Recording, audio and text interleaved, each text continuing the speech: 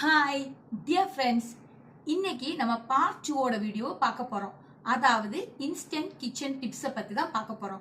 கண்டிப்பா மிஸ் பண்ணாம part 1 part 2 பாருங்க. இது சில நேரத்துல நம்ம கிரேவி வைப்போம். கிரேவி என்ன ஆகும், தண்ணி கூடி போயிடும். தண்ணி கூடி போகும்போது ரொம்ப நேரம் வத்த வச்சோம்னா அதுல இருக்கக்கூடிய வெஜிடபிள்ஸோ இல்ல நான்வெஜ்ஜோ சீக்கிரமா நல்லா குக் ஆகி போயிடும்.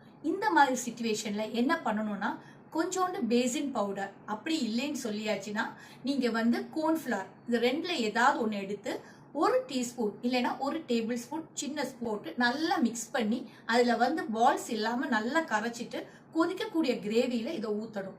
ஊத்தி நல்லா கொதிக்க விடும்போது எவ்வளவு தண்ணியா இருந்தாலும் கட்டி ஆயிடும். ஆனா ஒரு விஷயம், அதிகமான கோர்ன்ஃபிளவரோ அதிகமான பேசின் பவுடரோ சேர்க்கக்கூடாது.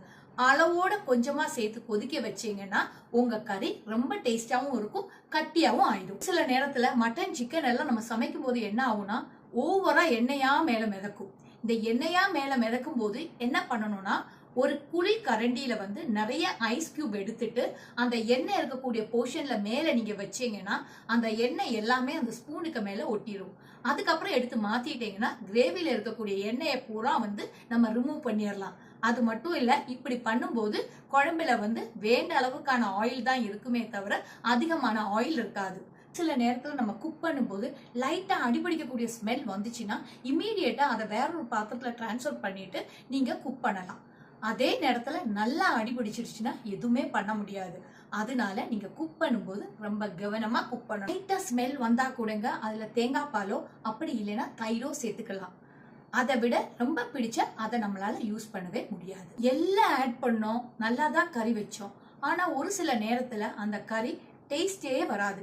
அப்படி உள்ள சிச்சுவேஷன்ல என்ன பண்ணணும்னு சொல்லியாச்சுன்னா, கொஞ்சோண்டு கரம் மசாலா ஆட் பண்ணிட்டு அதுல கொஞ்சம் கீயும் ஆட் பண்ணி நல்லா பாயில் பண்ணி கீழே இறக்குனீங்கன்னா அந்த கறியும் மணமா இருக்கும், டேஸ்டாவும் இருக்கும்.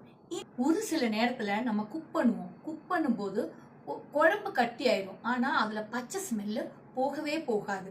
இந்த பச்சை ஸ்மெல் போகணும்னா என்ன பண்ணணும்னா, நீங்க கொஞ்சம் கூட அதுல தண்ணியை ஆட் பண்ணிட்டு நல்லா பாயில் பண்ண விடணும்.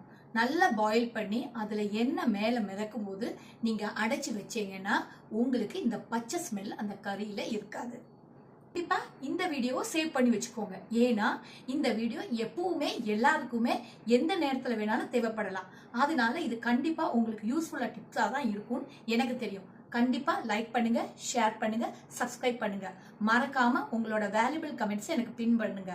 இது வரைக்கும் சப்ஸ்கிரைப் பண்ணாம பாக்குறீங்கன்னா ப்ளீஸ் சப்ஸ்கிரைப் பண்ணுங்க.